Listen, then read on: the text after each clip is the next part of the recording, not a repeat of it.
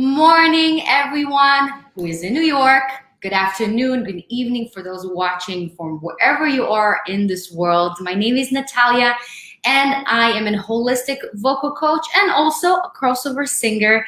And this is Tuned In, a series where we talk about everything, not just technique, but everything that it takes to be a better artist, a better performer, and the most important, better human being, and feeling better and really maximize your potential. So today, I am so excited for this episode. I can't even tell you. With everything that is going around in this world, with economy not being stable, performances and gigs being canceled left and right, I thought who would be the best person to talk about entrepreneurship, how we can take this to our own hands and and take advantage of what's going on for our own benefit. And I decided the better person to have here is Gilad Paz, who is my dear, dear friend. I can't even call him my brother. I don't have siblings, so he's my brother, whether he likes it or not. I honestly spend more time with him than I spend with my own family. And it's very interesting because our relationship started like 2 years ago, but he completely transformed my life. And I know he will do the same for you. And if you are watching from Facebook, which you should, you should, please go ahead and do a watch party. So everybody can enjoy everything we're going to talk about in the next hour. Because listen, everybody needs to hear it. Even if you're not an artist, you will learn something from it. I promise you. So grab your pens, grab your paper, whatever you write your notes, grab your drink. We're going to make it easy. We're going to make it fun. 1 hour with us. So make sure you do that. And if you have any questions, put them in the comments. I'm looking at it, and Gilad also is going to do a watch party. So we're going to look at it in the last 10, 15 minutes. And with no further ado, guys, let's welcome Gilad Paz. Hello! I'm doing a watch party right now. Wait. I'm on it. You're listening to my directions. Yes, always. Exactly. He knows. But definitely take a second to do a watch party so more people can be part of this. And again, if you have any questions, put it in the comments below. Even if we didn't answer it right away today, we will absolutely answer it later on. But let me tell you, this episode is going to blow your mind. We're going to talk about everything finance, everything entrepreneurship, everything that any artist needs to hear, especially this time. So Gilad, I introduced you, but I would love for you to introduce yourself for those who don't know you, if it's even possible. Oh my God, if it's even possible. So first of all, thank you so much for having me. And to what you said before, of course, whether I like it or not, I love it. I love spending time with you. I'm so happy you invited me here today. So hi, everyone. My name is Gilad Paz. I am the founder and CEO of the Marketable Musician, which is a coaching program and community for artists. And it's all about empowering. And we'll talk about that a little bit later. I'm also, what's going on here? I'm also a active performer. I'm a singer, vocalist. I do a lot of different types of singing, different genres. I've been on stages for about 30 years now, and I'm not that old, but it's been something like that. I live in New York City. I've been here for 15 years. The most exciting project I have now in terms of singing is this little project called Voce Nova with this beautiful woman right here. And it's a really cool crossover duo for events. And it's a very, very exciting thing that we've been doing together for the last couple of years. And it's exciting to see even during this time, but we're going to talk about it, I'm sure. We're going to talk about how Voce Nova, it's a great example, how we can leverage your talent. So yeah. Beautiful. So this is the thing. Your latest project, which I think, it came out of this whole disaster. But when you told me about this, I was like, yes, this is exactly what you should do. And I know a lot of people will benefit from it. And it's the Marketable Musician. And please tell us about it. What is it? For who it is? What is it all about? So the Marketable Musician is, like I said, it's a coaching program and community. So the idea of the Marketable Musician is the fact that in order to create the most fulfilling artistic lives that we can have, we have to have a financial base. And in order to do that, there are different ways to do that. What my whole thing is, and that I've been walking the walk for a long time. Exactly. So yeah, I mean, you've been through the trial and the error. It's so valuable to do all those mistakes because they're so valuable. You learn so much. But as a coach, you look 10 steps ahead, which is great. Yeah, it's interesting. So let me just take it a step back. Yes. In this, I mean, it's something that I've been doing a lot. Anybody who knows me knows that I am my friends and colleagues' biggest cheerleader. Yes. I always love supporting my friends. I love supporting artists that I love. I always remember my parents always asking me, "What are these albums you buy?" When I was younger. It's like, I never even heard of them. And it's like, no, but they're really good and I want to give them money and I'm excited about it. Mm-hmm. So that's something that I've always been into. I've always also been a big advocate of artists owning our artistry, owning our uniqueness, owning our worth and our value. And that's something, especially, I can tell you, especially as singers, we get that a lot. We have a lot of hangups. We are told from a very young age, maybe especially living in Israel, which is a singing nation, that, if you're a singer, you should thank the stars that somebody is offering you a stage, no matter what it is, no matter if they're paying you, no matter what. And that's something that I've never really been a big fan of. And over the years, I've had a lot of conversations with my colleagues, with my friends, through school, in productions that I've done. And there's something about being able to understand our worth and being able to be empowered to really stand our ground and say, we spend all this money on honing our craft, on becoming the best performers, the best artists that we can. And we should not devalue what we bring to the table with our experience or whatever it is. And let me tell you, it doesn't matter if you're younger, older, how long you've been doing this. It's about what you see that you give as a unique offering. And that's part of what we do in the Marketable Musician. The Millionaire Musician is something that I'm going to talk about later. I'm actually going to talk about that later.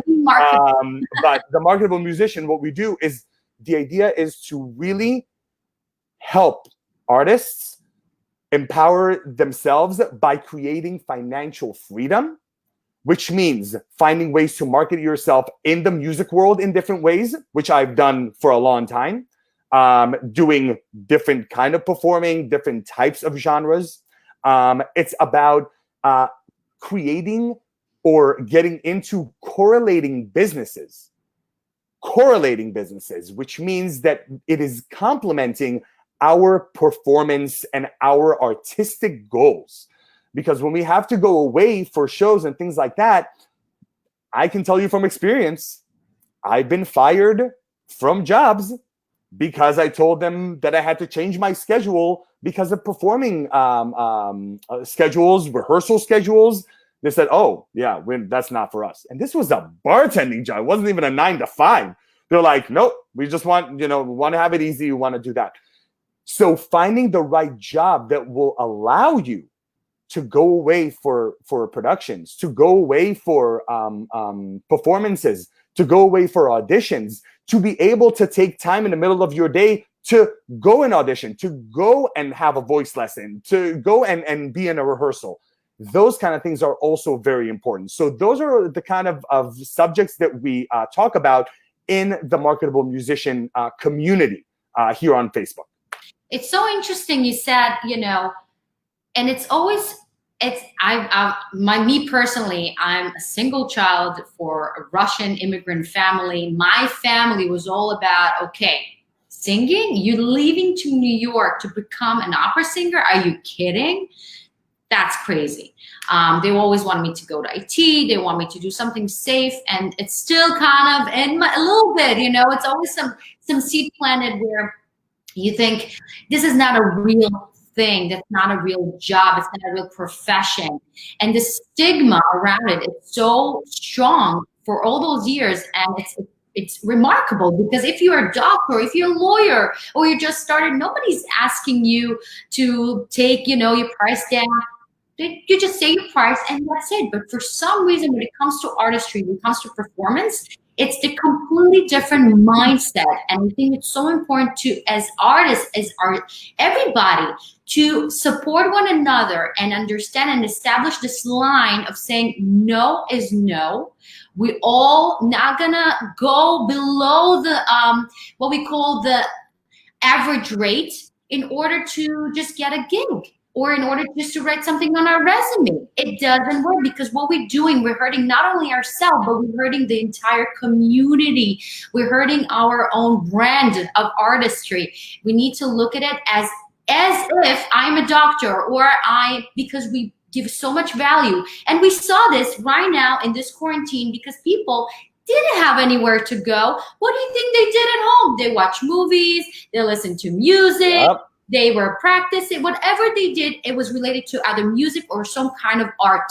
This is part of our human soul and need, and it's not less important than food, air, or any of those things. And we need to really rethink it and establish this understanding. 100%. 100%. You said no. You talked about saying no. Oh. Saying no is one of the most empowering things, especially to an artist. Being able to say, no, this is not the type of pay that I would like. This is not the type of performance that I would like to do. It is not the conditions that I like to perform in. It's huge, but you only can do that if you are not living paycheck to paycheck on the very, very small paychecks that you can get as an artist. And that is part of the whole philosophy that I bring to the table. On top of that, right, it's not only, okay, I have some sort of standard. I don't have just the income that I know I can rely on. So this is just a bonus for me. I'm not relying on it. But it's also establishing the standards for yourself and say no is no, but it's scary, but it will open the door for what is yes. Because when you raise your standards, things will come to you, better things will come to you, and you have to believe in it. So it's a whole thing. We talk about it too, because this is your part as a coach to really work on the mindset, really work on how people think. And I know that you and me, and I'll tell something personal, when we started Voce Nova, it's a little segue, but it's really important to say that. And we thought, okay, we are targeting luxury. We're targeting people that are middle class, people that have money, corporate events, stuff like that. And we thought, okay, what would be the rate? Would we feel comfortable? We're still competitive, but we are, we're saying this is what we're worth. And I remember when you said the number, I was like, no way, nobody will agree to it. There's no chance in hell. And I had to do a work with myself to really believe why I didn't think I'm worth it. And as you said, all those years, if you really count and you put it on paper, the amount of hours and time and money you spend on vocal lessons, on rehearsals, on everything that is around this artistry. On your beautiful dresses. And all of that. Gym to look good on these dresses. Yes. Yes. But this is the thing. I have to tell you, every person remember the performance that changed their life, or a song that changed his life. Our value is so huge. And let me tell you, give me an event with no music. It's going to be like a cemetery. There's no a day. Go. I saw a friend of mine posted on Facebook, said, you know what? You don't think the arts are important. No problem. You don't think that music is important. You don't think that we are worth, especially now everybody's talking about, all the bailouts for the huge corporations. And nobody's talking about the fact that a lot of our musician friends who are solely making their money doing music, they have no idea when their next check is going to come in, if they are live performers, if that's how they make their money. So you're talking about, you don't need it. I challenge anybody who thinks that to take a day out of their lives and not do and completely shut themselves out of music. That means no watching TV that has original soundtracks on it or any kind of music, not listening to radio, actually barely even, like, all you need to, like, if you want to go on Facebook, just like scroll, no music, nothing that has any video, because videos usually have some kind of music on them. I challenge you to do that and see how the day looks. Yes, I'm already depressed. So let me tell you, I have to ask you, so what made you start this coaching program community, the Marketable Musician? What made you start it? So as I mentioned before, I've been walking my talk for the past 9 years. I never wanted to be a starving artist. Let's start with that. Yeah. The idea of the starving artist was never my thing. I moved to the States 15 years ago, right after finishing my army service in Israel, through which I was also working as a singing waiter at the time. Came here and started work right away. Like, I came to the States with $10,000 to my name that I saved throughout my time in Israel, coming back. Yeah, but that was it. I had $700. Wow. With two suitcases coming to Brooklyn. I was like, what I'm doing.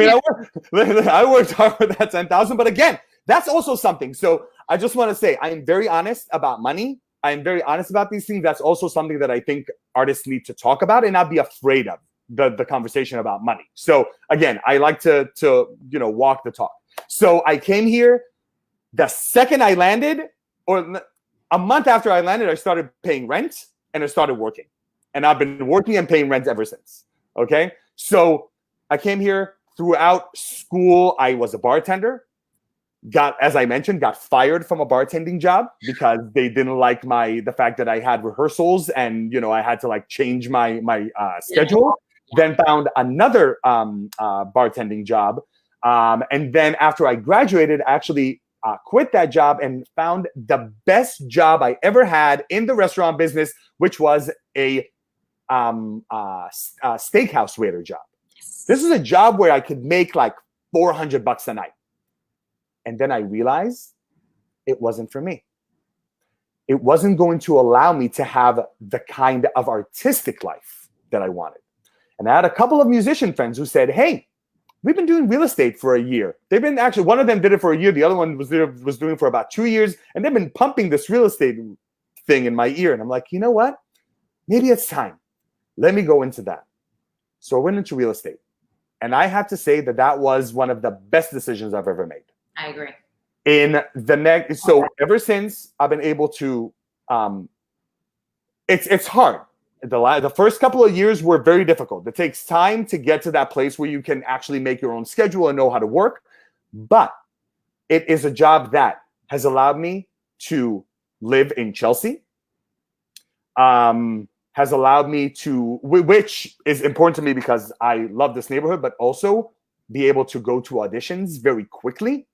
I remember having to go to auditions from Queens, 40 minutes on the subway after warming up. It's like, it doesn't even matter anymore. But then you live in Chelsea and you warm up and 15 minutes later you're at the audition. That's huge, like little things like that. Being able to get up and, first of all, spend the money that I need on my business, creating a very nice website that I paid $1,000 for it was to a professional. I decided that my time was worth more than sitting around and like learning how to make the it's all about investing, right. And you know, it's not even about, you know, spending the time. It's about really respecting your own business. Yes, and investing and saying, listen, my time is worth, because real estate taught me a ton. Exactly. Real estate taught me about the worth of my time. Real estate taught me that even if I'm not going to rent a $5,000 one bedroom, I have no problem showing people a $5,000 one bedroom. It has nothing to do with me. 95% of the apartments that I rent are not apartments that I would ever rent for myself, but it's not about me. I'm here to serve. I'm here to give of myself to help people find an apartment. And being able to do that has led me to a very successful real estate career, which has allowed me, again, to be able to spend money on my business, to be able to leave for 5 weeks to do a production and not have to ask anybody for time off. I flew to an audition multiple times to Asheville, North Carolina, to Cincinnati, Ohio, just flying over for literally 24 hours for an audition and coming back, but I don't have to ask for the time off. Rehearsals in the middle of the day for the Israeli event band that I've been working with for the past 7 years. And they say, hey, we're doing a rehearsal from 10 to 1. If I had 9 to 5, I could never do that. Yeah. So doing all this has really explained to me how important it is for artists to have that financial freedom and how to create that. And I wanted to come in and talk to people. And listen, every single productions that I've done, every time they hear I'm a real estate agent, they want to talk to me about it. Every time. Because they want to hear about it. They want to see, oh, I've been thinking about it. Is it going to work for me? I love these conversations. I've always loved these conversations. This is something that I've been doing forever, talking to my friends about it, because I love seeing my friends happy. Exactly. I love it. And you know that. Like, we are dear, dear friends. Like, again, like it's and part of the connection is because we are such loving people, and we love seeing other people's happiness. And, you know, I know that that's definitely part of your teaching philosophy, and that's, you know, why we get along really well. So the idea of the Marketable Musician is to be able to teach people and to help them have that correlating career. And being a coach, I can also, I'm a certified coach. This is not just like a thing. I'm a certified success and life and business coach. And the idea is to really be able to work on, giving accountability, being able to help people think about ideas. You know, we have so much as artists, and I want to say this right to the camera. As artists, we have amazing, amazing skills that we can share and that we can use to serve others outside of music. And there's no reason why you should not tap into those things and create an even more fulfilling life and artistic life for yourself. Oh, I love this. So what do you think the biggest challenges artists face? What do you see? What do you hear? Like with a lot of things in life, number one is mindset. It's true. Number one is mindset. It's understanding abundance. Oh, are we stuck? Oh my God. Oh, okay. I'm good. I got stuck for a second. It's understanding abundance, understanding all the things that you have, understanding all the things that you've accomplished as an artist. Yes. There's one thing that is always mind-boggling to me when I think about my life as an artist and how pedestrian it is for all of us, but how weird it is to other people. The amount of rejection that we deal with on a regular basis. Not normal. And we still keep pursuing the same career. We're crazy. Would be unfathomable for someone in IT. Like, if someone in IT went to 100 auditions in a 5-year span, like 100 interviews in a 5-year span, and got 1 job or 2 jobs, they would leave IT and go somewhere else. They'll say like, okay, this is not my. it's really amazing. So a mindset of understanding of how powerful we are as artists and how strong we are, even with the most pedestrian, the things that seem to us pedestrian, but are superpowers for us. So mindset and having and getting away from a fixed mindset and into a growth mindset, and being open to ideas and being open to pivoting within the music or within our lives to support our music careers. One more thing is self-worth. It's part of the mindset. Yeah, and self-worth and understanding what we are and what we are worth, and that we are worth it, and that each and every one of us is worth a lot. And we another issue is that we listen to the environment too much, and I have to say that I was for a long time a culprit with this, listening too much to what people are telling me, or also what I'm telling myself, the stories I tell myself about how people view things, and different careers and things like that. That's something that we have to get out of. And one thing that I always like to talk about with challenges is looking at our fellow artists as competition versus a community. The worst. Absolutely. And, it's the same thing when I teach vocal coaching, voice lessons. That's why I came to this whole holistic thing, because I understand that you cannot separate the mindset with just, you can't separate the mindset with the actual artist, with the voice. It's all connected, like anything, first thing. And has to be addressed. It has to be addressed because this is the foundation to anything. And if you start to listen not to your own intuition, to your own gut feeling, to yourself, and know that it's valid, and only people's clapping or how loud they clapped, or if somebody accepted you to the audition determine your worth, you're in trouble. You're in trouble. You have to establish your own worth. You have to establish who you are.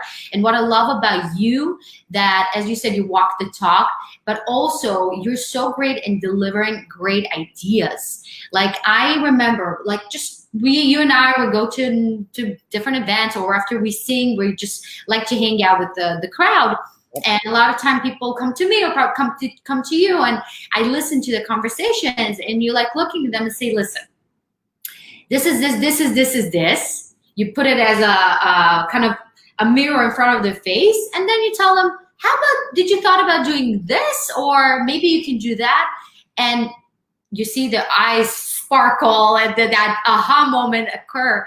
And this is where the magic is. Sometimes you just don't see things for yourself. You need somebody from outside to look at your situation, tell you, listen, this is what you need. But also what I like about you, that you know so many people, and you always know how to connect the dots and make the connection and make the introductions that would be so helpful. And let me tell you, this is I do also real estate from the construction side. I'm a VP of business development in an electrical contracting company. Drop the mic. Yeah. But this is what we talk about. But you learn so much from business aspect, and you're like thinking why this is not happening in the music industry, and especially for artists. And today we don't need the middleman to tell us, or the gatekeeper to tell us if we're worth it or not, if they want to sign us or not. We have everything to reach our audience. Yep. Not here in front of our faces, but we're so overwhelmed with our own thoughts. We don't know what to do. And it's so important to have a coach to like walk you step by step, really tell you exactly what you need to do. This is so valuable, in my opinion. One of my jobs as a coach, and you just hit the nail on the head. One of my jobs as a coach is looking outside of so we are all in a box. We all have filters that have come in, and are without going too deep into it, we get so many signals thrown at us on a regular basis, and only 0.006% actually gets in. And the stuff that gets in gets filtered by all of our past experiences that are stored in our subconscious brain and our own filters. And we are in a box. We are all in this box. And my job as a coach is to look outside and say, hey, let's move this here. There was that really popular book, Who Moved My Cheese? Oh, I love that. That's exact. It's like, look outside the box. Like, let's move that here and let's kind of bring that over. And so that's what you're saying with the ideas that I have. It's like, listen, let's look at it from this angle. Let me tell you what I see as an outside onlooker, saying, hey, maybe this would work. And to the point of connecting, that's my point about community. I've built a big community around me because I love connecting with people and I love connecting people. Every time I talk to people, it's all about, oh, wait, they're saying that they do this. Who do I know? Who do I know here? Who do I know? And let me tell you, I know people in the burlesque performing, circus performing, all kind of instruments. I've got, and I have to say that being able to do that, and, I've created a full orchestra for my opera project just from having connections and people wanting to help and bringing their friends. A 45-piece orchestra that was piecemeal, just like 1-1-1-1-1. Wow. I found a girl on the subway, a clarinetist on the subway, and I brought her in because I wanted to be part of it. And now, it's like, oh, you were the first gig I had in New York, and it was so cool. And I love these things so much. I agree. I think connections, any business you are in, it's who you know. And it's so important to have somebody that can make those connections for you. It's worth everything. And we can all help each other. We can all help. And let me said this whole view of, again, what you said before that we view competition versus community. Competitions. Yeah. And this is the problem where we don't think, okay, I'm even looking at yourself as your own competition. It's also kind of, for me, creates anxiety for others. Yeah. Something motivating. It's very individual, but it's so important to encourage one another. Everybody has their place and they're unique in their own way. Hopefully they took the time to understand who they are as artists. It's another thing that I do with my clients, to really find their voice, not just physically singing, but who they are, owning what they are. And it's not usually what they think it is. That's the beauty of it. It's always from letting go and trust the process, they discover, wait, this is who I am, and feel comfortable. And that's where real confidence come in. Okay, 100%. I'm gonna ask you something very important. This past 3 months were absolutely crazy, especially for the entertainment world. Now in New York, I don't know where you're watching, but in New York, Monday is gonna start the phase 2. But what do you think about many artists and many performers, producers, people also behind the stage, not just their actual performers, saying that the COVID-19 literally killed the entertainment world? What do you think about that? How, you know me, can I curse on this? No, it's all good. I call bull. I say incorrect. And incorrect.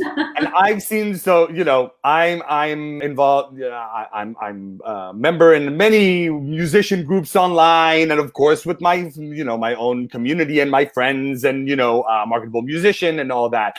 And outside the Marketable Musician, there have been a lot of talk about this is done, it's dead, and I'm seeing performers posting articles about, the death of classical music, the death of music, the death of live performing. It's like, guys, first of all, nobody needs this doom and gloom stuff because we don't know anything. This is all speculative. It's all speculation. We're all guessing. And yes, now there are seasons that have been canceled. And listen, I feel very empathetic to these people. The people that, and honestly, the performers are probably the ones who have they have a lot of creativity to just kind of to make other things. I'm actually talking about the staff, the staff at Lincoln Center, the staff at Carnegie Hall, stagehands, people that are behind the scenes that are, having a hard time. The way I see it, though, in every situation like this, there is opportunity. Always. always. And I actually wrote a little post about it the other night when it came out that Lincoln Center and Carnegie Hall canceled their seasons, through until 2021 at least. And I said, you know what this is?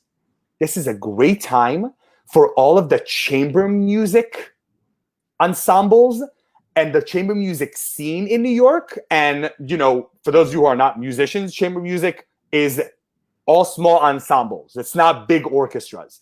And the way I see it, when you have an operation that's 2 to 10 people, maybe this is the time to go out and reinvent and coming out and really showing how vital we are in the chamber music community to the New York City music scene.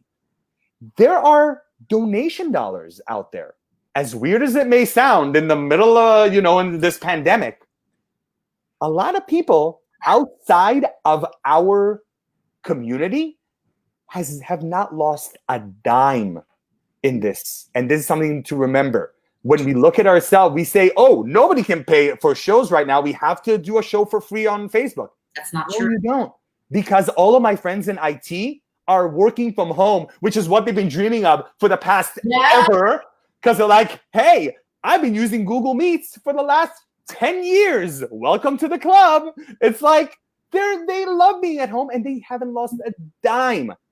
Lawyers, obviously physicians and nurses and, who have been working nonstop, they have not lost any income. I mean, there are a lot of industries that have not lost any income. So this is something that we have to understand and say the money is there. We just have to reinvent ourselves. We have to pivot and think about, and we talked about how much people need art. We have to talk about, and we have had this conversation about virtual performances. Funny, yeah. And we'll talk about that a little bit later. Yeah. And, virtual performances and being able to offer some kind of, recorded performances that you can do. We learned how to record covers while not being together, which was a learning curve, and how to make it happen and sending in and, going back and forth. But you can do it. For crying out loud, our entire Voce Nova show was created with a producer who lives 5,000 miles away even before this pandemic happened. Yes. We were sending ideas and sending tracks before it was cool, Yeah. It's that kind of thing. So I think that there is opportunity in this, but you have to open your mind and think about things. For example, you know what industry is definitely coming back? And you know what industry is definitely going to make money? The wedding industry. Because I can tell you that my wedding gigs that I had on the books have all been postponed, not canceled. They've all been rescheduled. That money is going to come. It's just going to be about a year after it was supposed to, which is why it's good to have another stream of income. Exactly. But there are options there. If you're a performer, if you have a chamber group, or if you're an individual performer, get your friends and start doing new things. Start offering music that is not. Listen, maybe people don't want to hear the same Beethoven symphony, over and over. But he also wrote beautiful chamber music. All of the great, composers, and now even more with all of Black Lives Matter. There's a whole movement towards more marginalized composers. If it's women, if it's people of color, if it's both. If you want to go into this classical world or anything, honestly, find these niche, these interesting niches where you can actually sell something. I'm telling you, you could create a beautiful 30 to 45-minute program that you can do virtually, especially now that things are opening up in New York, which is like the last kind of bastion of that's been holding down Corona. So now we're getting into normalcy. So you can get together legally up to 10 people. You can do that. And I think phase 2 is going to have it even more. Yeah. So you can get together and shoot it and send, and offer it to orchestras, offer it to schools, maybe, some schools, some private universities. They have the money. Maybe they want something that is going to be a little bit different that they can share with their audience. It's just about reinventing and just rethinking about what we can do and understanding that not everyone is in our position if we are in not great shape right now. It's so true. And I have to tell you, people who sell on Amazon, people that I know, their profit tripled. Crazy. Even people who have the stimulus check, what do you think they're doing with that? They spend it. And it's very interesting, the e-commerce and also the educational kind of self-help development is booming. Oh, yeah. Because people need it. People need it. As you said, it's really shift. It's pivoting. It's thinking outside of the box. It's making yourself make special and find your niche where what you makes you special. Yep. And go from there because it's out there. Don't think, and again, we're going back to the mindset. Don't limit yourself with thinking that's it. This is the end of the world, because what I think COVID-19 did to us, it's not change us, but expose everything. So if your business didn't function before that, it's just amplified it 10 times more. Yep. Businesses who artists that just put all their eggs in one basket and depending their income only and the gigs they're getting, this is a dangerous mindset. And any business and any smart entrepreneur knows you need more than 3 streams of income, because this is how our world is right now. Everything is changing really fast, and you need to be able to support yourself and feeling comfortable and safe to have all those streams of income lined up. And it's all about, okay, this didn't work. Okay, I have this and this and this and this and this. And it's interesting. I have a friend that she's on my Instagram, Andrea. She is a wonderful opera singer too. She teaches as well, but also she sells kind of like soundtrack. No words into it, but just kind of like different kind of vocalization type of thing. Whoa.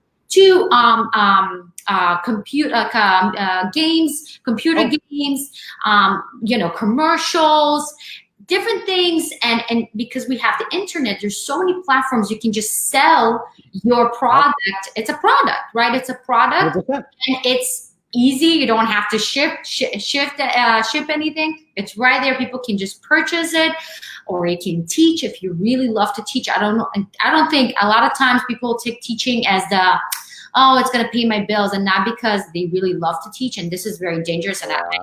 And you with me on that, because you need to know your stuff. You can't take people's voices or, and just treat it as an income. No, it's a big responsibility. So if you do love it, go ahead and do it too. Yeah, we are the product. Remember that.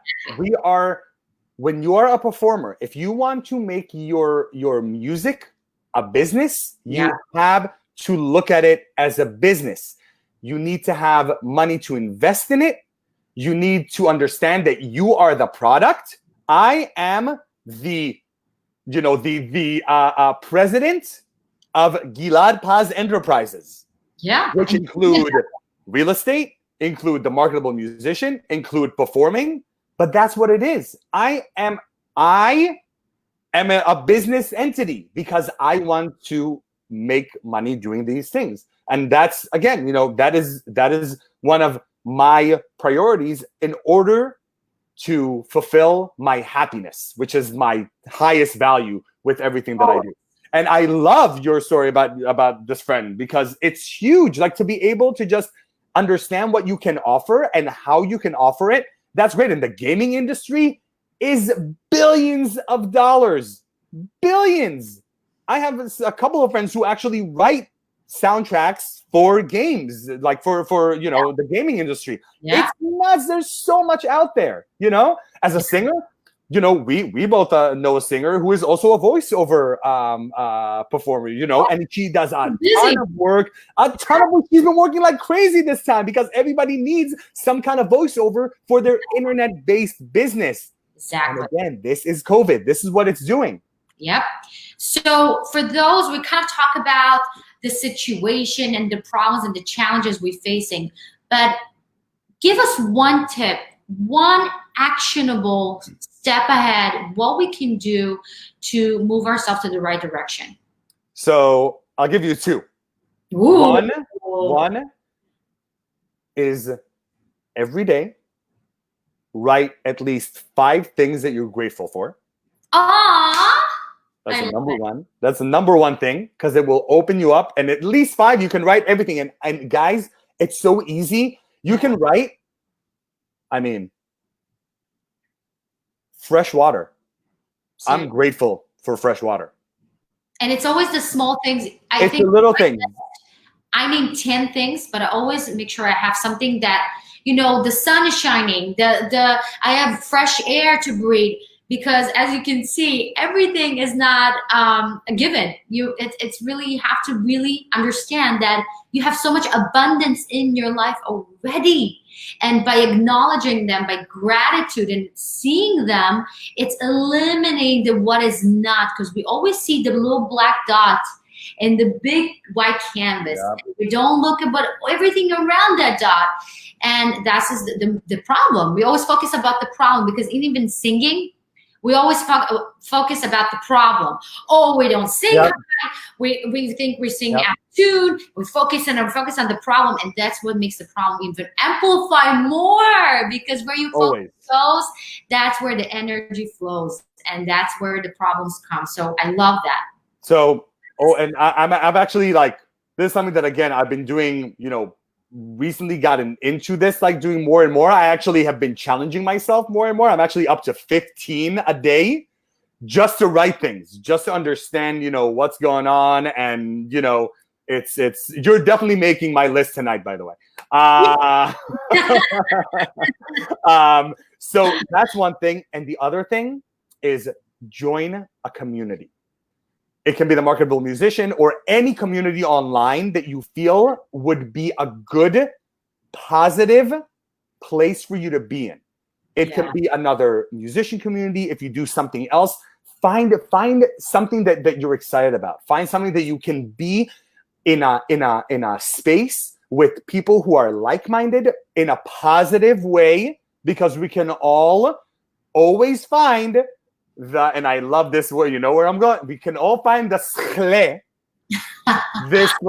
this murky, like crappy place that we can be in. We need to be able to just be in a community where things are more positive, when things are, and honestly, things that might stimulate you, you know, something that will make you think about things. So join a community online, be part of something, and then see how that you know, kind of manifests itself in your life. You might get some ideas. I always get ideas when I'm in these groups. Not just getting ideas, but also feeling not alone. Just the fact that you know you're not alone. You're not dealing with these things, and posting questions and being active within this community. That's what we're going to make it successful, obviously.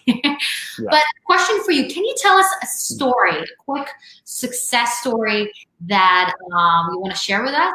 Mm-hmm. So early in my coaching career, I spoke with a client who was having she was trying to make a bit of a pivot, and she was trying to, she is a performer, and, you know, and was thinking about kind of going into more teaching and growing her studio, and had some really cool ideas also for activities that she can do remotely for kids, musical activities, like a really cool like idea of, you know, bringing music from different places, really cool concept. And I'm like, okay, I love this. Let's talk about it. What are we looking at here? And she was talking to me about, you know, the ideas. And I said, okay, cool. What do you want to price this?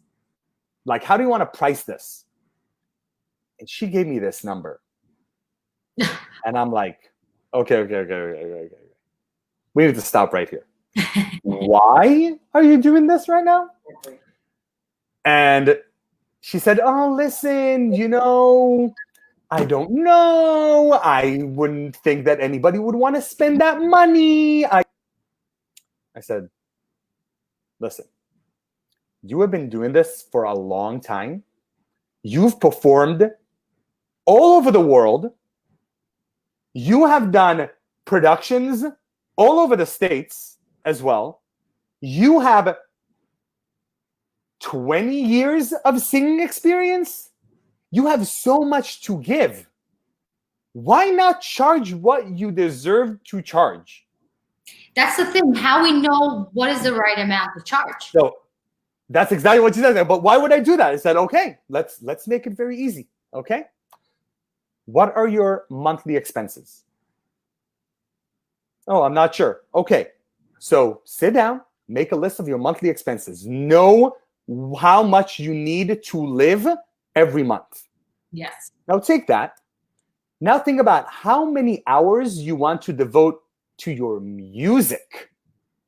Because she still wants to be a performer. Performer, right. Okay. Okay, now you know how much time you need. Now, the rest of the time, you know how much time you want for your own life and all that. Okay. Now, you want students for X amount of time a week. Okay. If you are able to do this, so I'm just going to give you numbers. So like of course, these are not real numbers, but I'll just say, so she lives in New York City. Her monthlies are about $3,000. Okay. And let's say that.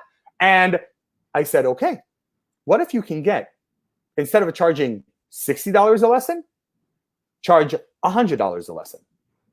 It's a big difference. It's almost half. Big difference. Big difference. But you can get, let's say, you want to spend 8 hours a week with students? Okay, that's 8 students, $100. You're at $800.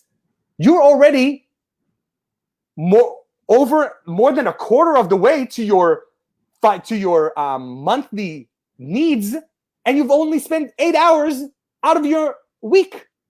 Okay, great. Now she had the other idea. Okay, this is for like I said, it's for kids. I said, okay, you're giving something really interesting, a unique product, and you're aiming it. She told me she's aiming it for like people who are middle class, higher middle, like upper middle class and higher. Okay, and I said, okay, how about if you charge, instead of doing an hourly thing, charge for 4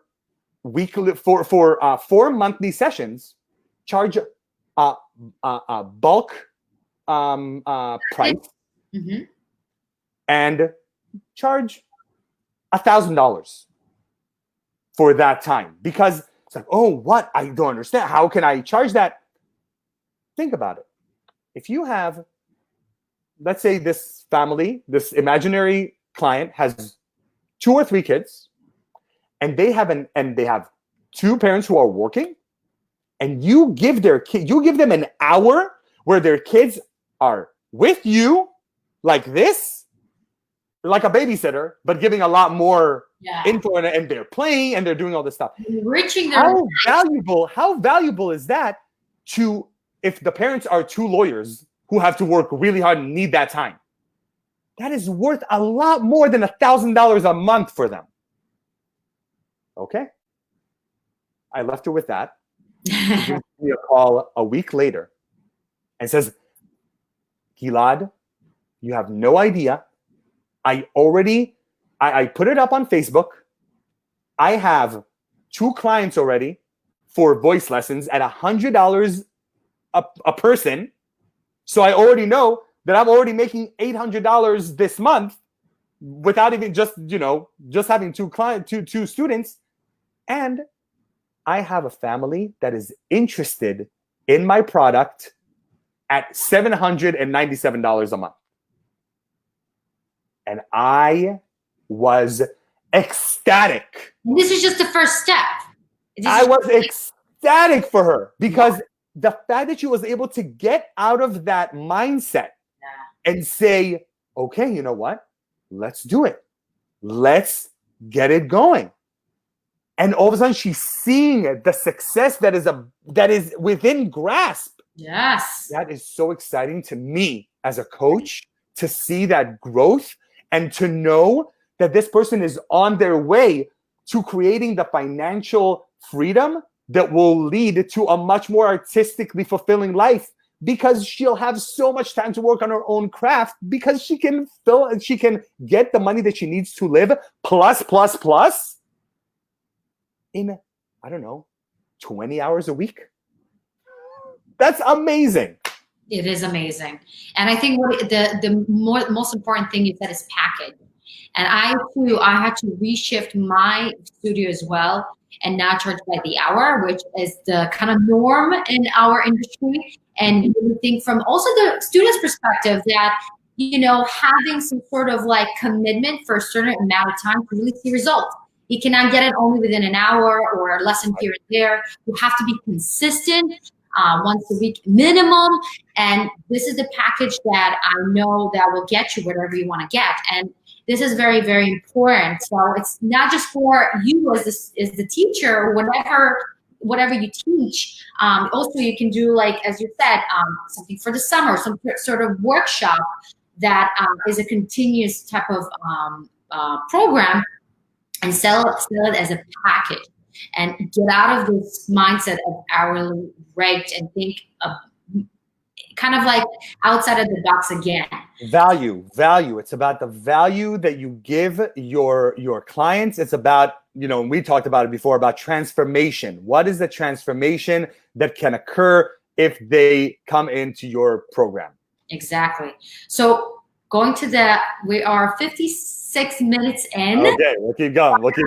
I have no questions yet. So guys, this is the time to ask.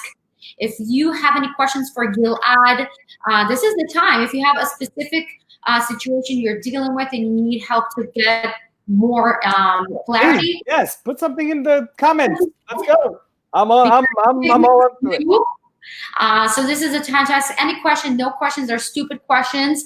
It's all about positivity here. There's no such thing as stupid questions. Only questions that are not asked. Exactly. So this is what we're here for you guys. So as a musician, as a coach, as everything that you do, what do you do to really be the best at what you do? How you keep learning and expanding and getting your set of tools even wider and bigger? So I can tell you that this whole insanity with COVID has actually been amazing to me, because even though I lost income with performances, and we had shows that got canceled and things like that, and real estate has been pretty much frozen until about a couple of weeks ago, I've been able to actually really spend a lot of time immersing myself in music business content. And I'll just give you guys a little recommendation. And I mentioned it earlier, so I said I was going to come back to it. It's the Millionaire Musician on Facebook. It's a great resource. Great community. Awesome. Yo, Jennifer is amazing. Yeah, Jennifer Rosenfeld is amazing. I've known her, for several years. I've known her work, and a lot of great content for those of you who are looking into getting into that business side of things and understanding your value. So that is a great resource. I follow, other coaches. Again, because I believe in community and not competition.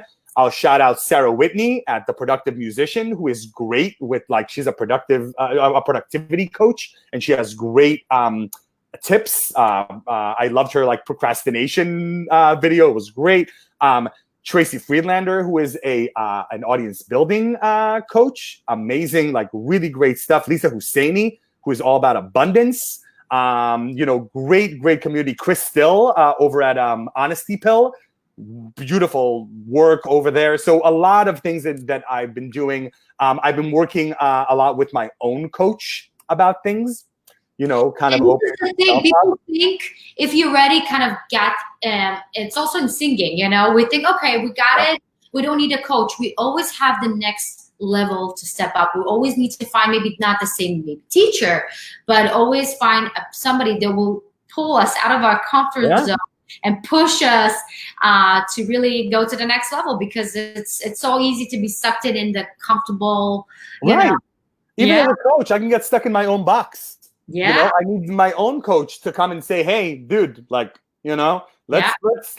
push this a little bit more." It doesn't sound like your goal is is Sounds good like enough. your ego is do it trying to more. protect you and not what your actual potential is. Right, exactly. So that's also what I do, and I'm also being very, and this is in general, working with my coach and being active in music communities, because that tells me what are the needs of the community now, and what people are, and what are the conversations that are happening in the community. And that's why I was talking about like the niche with the composers of color and things like that. That stuff, that conversation is happening right now, and everybody can tap into that and see what they can bring to that conversation and how they can create from that.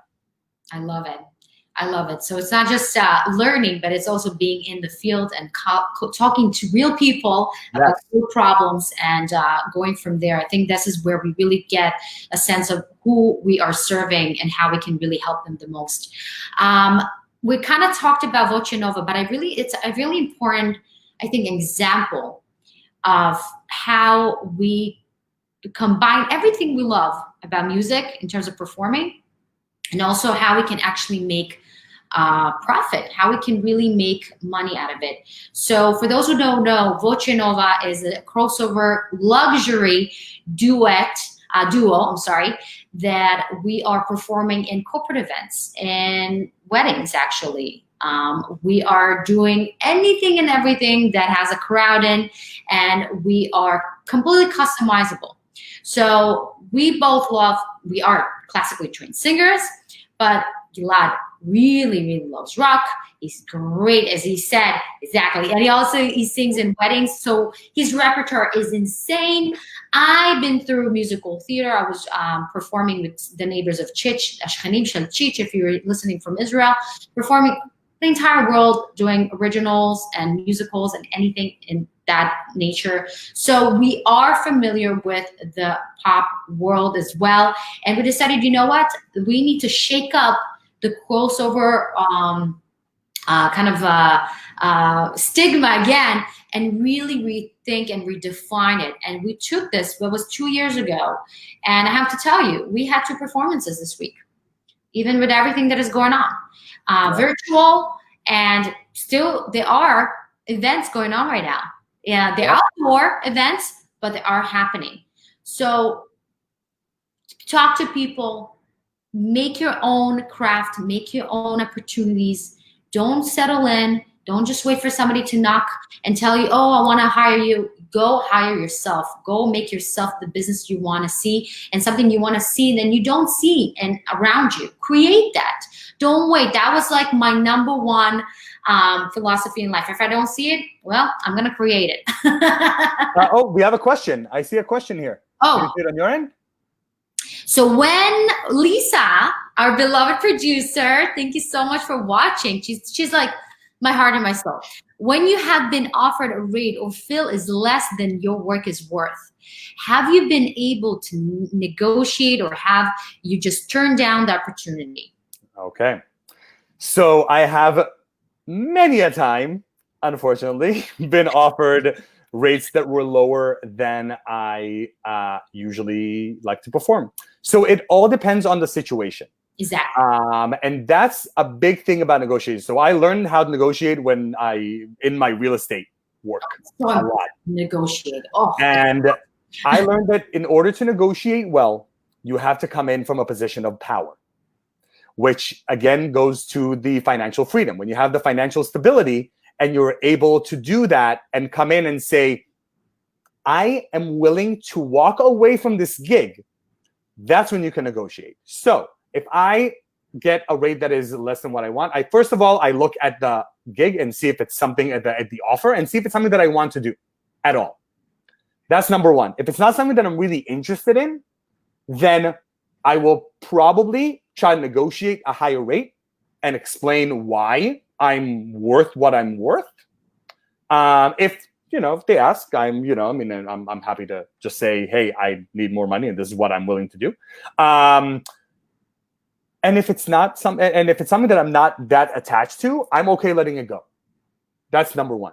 Yeah. I've had situations where I wanted to do a performance very much, and I did negotiate. I was able to, raise my fee and say, listen, this is what I bring to the table. This is the kind of performance you get. This is the type of performance your audience is going to remember, which is something that we talk about a lot with Voce Nova.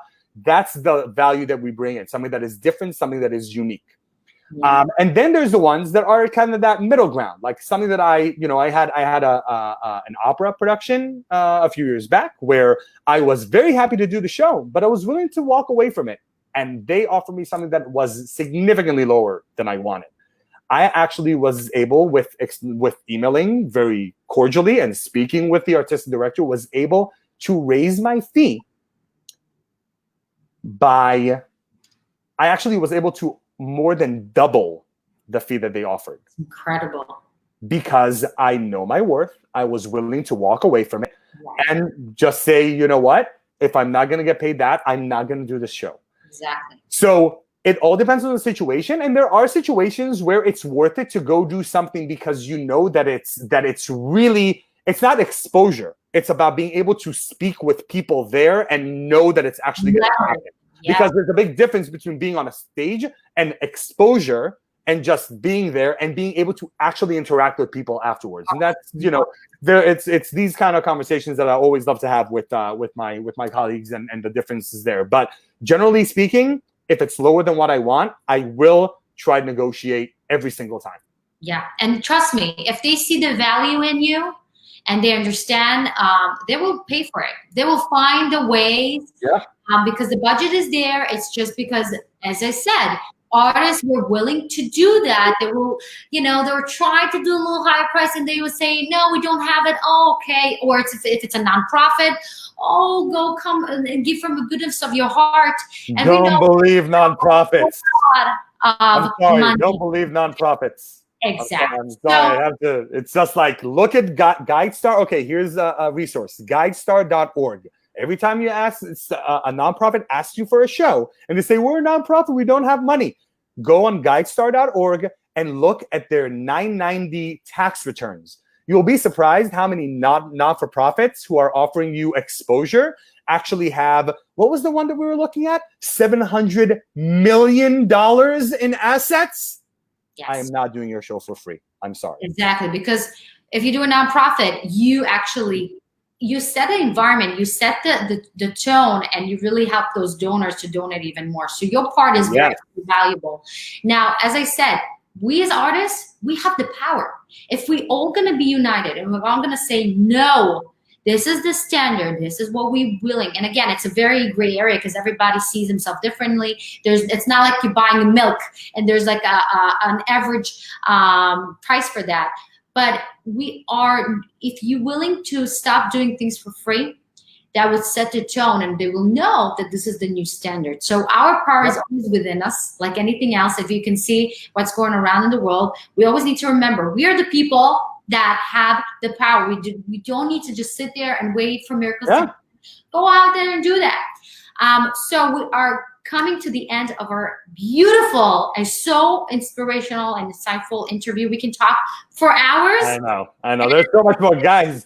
Just come on the Marketable Musician. We'll have all these conversations. Exactly. I'm happy to do that. I would want, if you have any event or anything that is coming up you want to share with us. So we mentioned it, but I'm very excited about our virtual performance that's going to be coming up in the next couple of weeks. Once we have a date, we will let you guys know. But we did do a Voce Nova, did a live-to-tape virtual performance this week for our friends at the Israeli Artist Project, YAP. And you can check out their page and again, just a great community, and you can, give them a like and a follow and know when we're going to be on there. It's going to be in the next couple of weeks. We're going to have the show up. And also a little shout out to our good friends at Reese Productions, who did a beautiful job on there. And again, someone who pivoted. They took their in-person sound and video business and turned it completely virtual, and have been making a killing. Yes. It's all about pivoting and understanding what people need. And our good friend and Reese Production, President Daniel Rees has just made the pivot and he's rocking it. So I'm really excited for that show. It's going to be really cool. And, you know, I mean, we're going to have some things coming up soon again. So again, exactly. So how can people find you? I know that I put in the description bar below the Marketable Musician group that people can come in and be part of. Anywhere else you want them to? So the Marketable Musician here on Facebook, join the community, join the conversation. It's all about conversations over there. If you'd like to see more of my singing, you can check out my own performer page. It's Gilad Performer. I'm also on Instagram. We are Voce Nova, so check us out as well because I sing there too. We're here at Voce Nova Music, Instagram Voce Nova Music. Also, you can check out my websites, www.giladpaz.com and rock.giladpaz.com. Which is another conversation that we can talk about how I've had to separate my rock and classical lives, and I'm actually working on combining that website because that is something that I'm completely owning these days. So yeah, I'm very happy to interact with all of you in this capacity. And if you would like to go on the Marketable Musician and private message me, I do work one-on-one.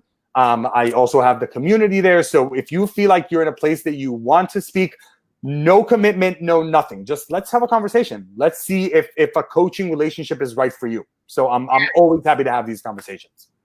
Oh, if anybody would be lucky enough to talk with you, I mean, listen, I just love you so much. Thank you so much for being here. I know people got so much value out of this 1 hour. Thank you so much. You know, guys, go invest in yourself. If you're looking to really make profit from your talent, this is your person to go to. Usually, you know, my students, when they not finishing, but they're in the kind of advanced journey, in their vocal journey, this is the person that I always direct to, because you really find the solutions, you really make the connections, you really make them to see what's kind of like in their imaginary world, but really see it in action, really see it in reality. So thank you so much. I love you. Thank you. Love you too very much. Thanks for having me. This was amazing. I had an amazing time. Thank you. Thank you for those who are watching. Again, if you're watching us and you have suddenly a question popped up, write them still in the comments. We promise we'll address it and we'll connect with you. So thank you again so much for watching. Thank you for being part of Tune In episode number 2, and stay tuned for episode number 3. And I'll see you guys in our next one. Bye-bye.